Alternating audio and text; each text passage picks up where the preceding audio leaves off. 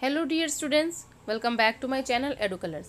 आज हम इस वीडियो में क्लास 6 की सामाजिक एवं राजनीतिक जीवन का पाठ 5 पढ़ेंगे, पंचायती राज। पंचायती राज जो वर्कशीट है बेटा, इससे पहले भी हम ग्राम सभा ग्राम पंचायत के बारे में पंचायती राज व्यवस्था में पढ़ चुके हैं।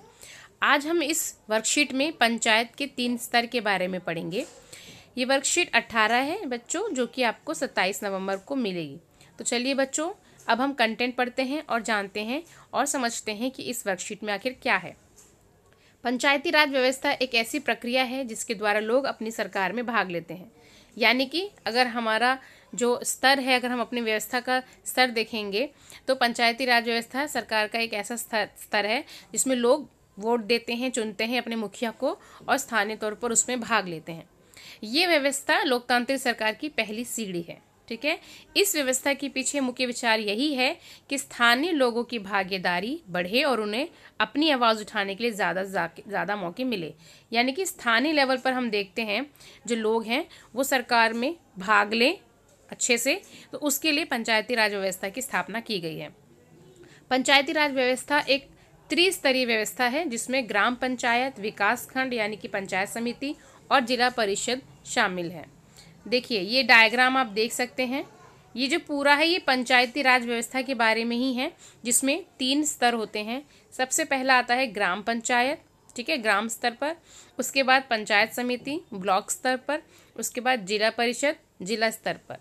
ओके, पंचायत जैसे एक पंचायत समिति है तो उसमें कई सारे ग्राम पंचायत आ जाते हैं, और जैसे जिला परिषद है तो उसमें बहुत सारी अलग अलग तरह की पंचायत समिति। तो इस तरीके से अलग अलग लेवल है, तीनों लेवल हैं जिसमें कि हम आज इन तीनों के बारे में पढ़ेंगे। तो चलिए अब ये आगे वीडियो शुरू करते हैं।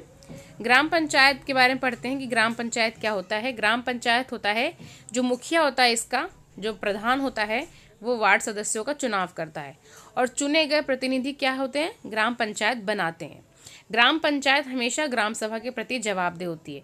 यानी कि ग्राम पंचायत अगर कुछ खर्चा कर रही है या कोई नीति बना रही है तो उसके बारे में ग्राम सभा उससे पूछताछ कर सकती है और ग्राम पंचायत को उसको ग्राम सभा को जवाब देना पड़ेगा। पंचायत समिति, ग्राम पंचायत के बाद दूसरा स्तर होता है विकास खंड या पंचायत समिति। पंचायत समिति में कई सारी ग्राम पंचायतें आ जाती हैं। अब अगला है जिला परिषद। पंचायत समिति के ऊपर होता है जिला पंचायत या जिला परिषद। ये तीसरा स्तर होता है। जिला परिषद एक जिले के स्तर पर विकास की योजनाएं बनाती है।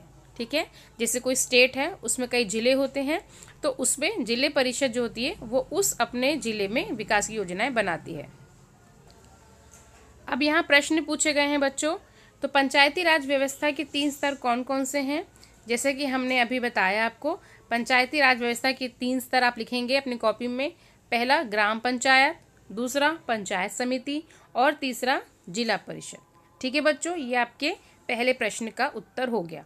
उसके बाद दूसरा प्रश्न पूछा है आपसे, पंचायती राज व्यवस्था का मुख्य विचार या उद्देश्य क्या है। तो बच्चों आप यहाँ लिखेंगे कि यह व्यवस्था लोकतांत्रिक सरकार की पहली सीढ़ी है। इस व्यवस्था के पीछे मुख्य विचार यही है कि स्थानीय लोगों की भागीदारी बढ़े और उन्हें अपनी आवाज़ उठाने के लिए ज़्यादा से ज़्यादा मौके मिले।